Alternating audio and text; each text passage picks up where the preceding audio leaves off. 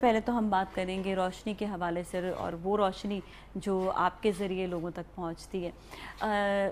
Doctor صاحب یہ بتائیے گا کہ ایک تو یہ بات ہوتی ہے نا کہ ہم معاشرے میں بات کرتے ہیں کہ تربیت تو دیکھیں فیملی سے ملیں گی، لیکن تربیت بھی آپ کو لگتا ہے کہ جب تک ہم تعلیم نہیں دیں گے وہ تربیت بھی ہمیں سمجھ نہیں آئے گی کہ تربیت دینی کیا ہے، کہ تعلیم تربیت دونوں کی بات ہوتی ہے، لیکن جب ہم تربیت بھی تو تعلیم سے ہی آئے گی نا، یا سیکھنے سے ہی آئے گی نا۔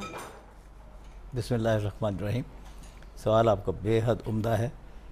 میں یہ عرض کروں کہ دیکھیے یہ تفہیم کی بات ہے۔ تعلیم ایک مکمل اصطلاح ہے، اس کا مطلب کتاب بینی ہی نہیں ہے بلکہ شخصیت سازی بھی ہے۔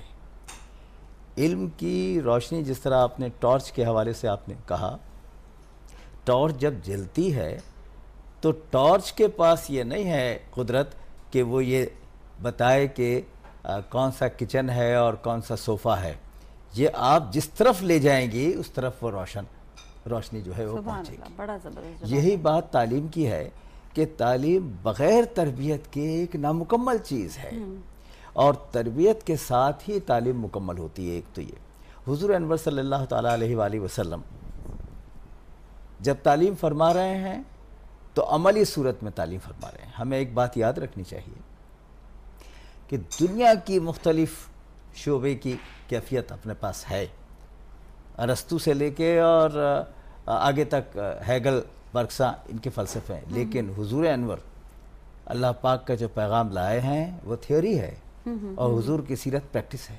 بالکل جی، ہمارے یہاں دونوں چیزیں ہیں۔ تو عملی صورت جب آ گئی تو یہ ہے تربیت کی کیفیت۔ انہوں نے صحابہ کی تربیت کی اور پھر آگے بات بڑھی۔